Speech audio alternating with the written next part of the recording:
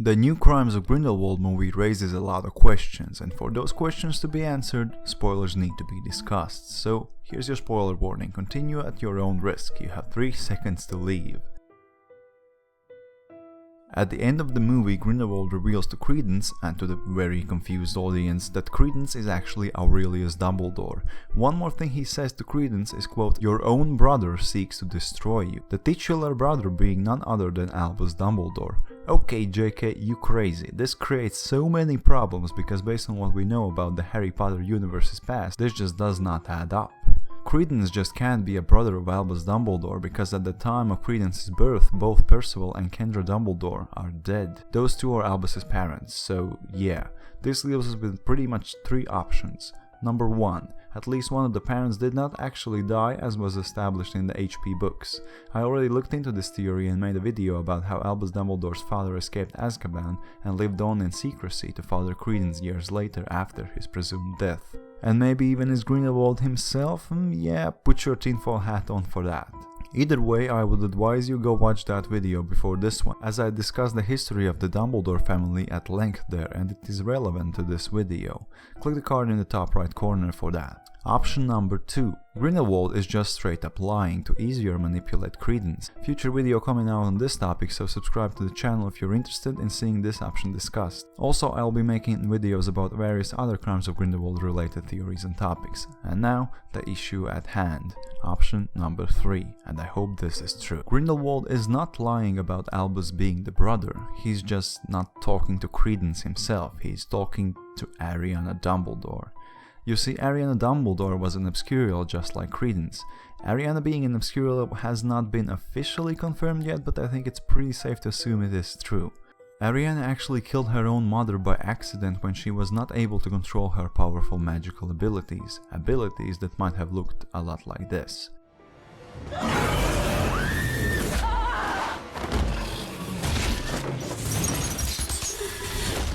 And that is Credence, an Obscurial in action.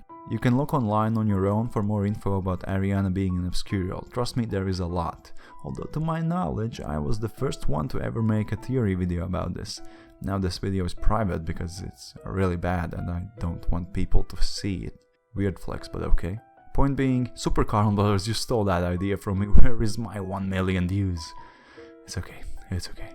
Let me quickly explain what exactly an Obscurial and an Obscurus is. An Obscurial is a magical child who is a host of the Obscurus. Said Obscurus is created in a result of repression of one's own magical ability. So basically a child will try to repress their powers and as a result a dark manifestation of these powers will be created within them. Typically the Obscurus will kill its host, the child, at a young age. Credence is the only known case where an Obscurial has lived so long. This is a good indication that the Credence case is not the same as other Obscurials. Maybe the reason he has been able to survive for so long is that he acquired this Obscurus through different means, not the usual way. And what way would that be? Well, this brings us back to Ariana, who died at 14 when a stray curse hit her during a 3-way fight between Albus Grindelwald and Aberforth. This fight started when Aberforth confronted Albus about his plans of traveling the world with Grindelwald and taking Ariana with them. Excuse me? Taking Ariana with them? Dumbledore, are you mad? You wanna take your sister, who has been on house arrest her whole life, is mentally ill, and kill her own mother in an outburst of uncontrollable magic on a world tour? Surely Dumbledore would have realized that's way too dangerous for Ariana and for people around her that might be killed in a similar accident. I see 2 options here. Number 1, I doubt this is true by the way, Grindelwald and Dumbledore wanted to use Ariana's powers to aid them in taking over the world in the name of the greater good, just like Grindelwald wants with Credence now. The second and more likely option is that Dumbledore knew that kind of magical outburst would not happen again, because he, maybe with the help of Grindelwald, had removed the Obscurus from his sister. We pretty much know it can be done. In the first Fantastic Beasts movie, Newt has an Obscurus that he extracted from a Sudanian girl, but failed to save her in the end. I think this is in the story purely to plant this thought in the viewer's head.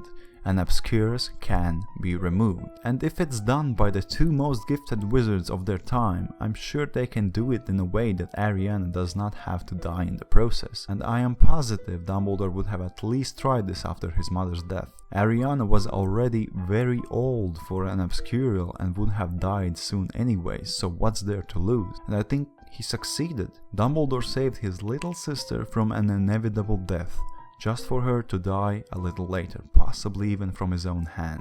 All of a sudden this Ariana story got 10 times darker than it already was, jeez. But seeing how much darker the Fantastic Beasts movies are than Harry Potter, why not? So what happened with the Obscurus? Well, I'm sure Dumbledore, being the curious wizard that he was, definitely didn't destroy it. I'm confident he kept it for studying and research. And who knows what happens with an Obscurus when it is without a host for a long time? We don't know, as Newt's Obscurus is probably the only other one that exists without a host. Maybe Grindelwald took the Obscurus with him when he left? We can't know that. But what I think eventually happened is that the Obscurus that was once in Ariana found its way in Credence. We know from the Crimes of Grindelwald that Credence was born in Europe, so the Obscurus would not even have to be moved. Now, maybe the Obscurus just latched itself to Credence. Maybe if Credence is indeed Aurelius Dumbledore, the Obscurus chose Credence specifically, because it sends the bloodline of his original host in this child. But what I think would be the coolest option is this. When a child is repressing their power, an Obscurus is created. What if, when an Obscurus is not using its power, it creates a dark manifestation of its original host? And that is how Credence came to be. Not born as a normal child, but made by a dark magical force, creating a dark twin of Ariana. And that is why Credence is a brother of Albus Dumbledore.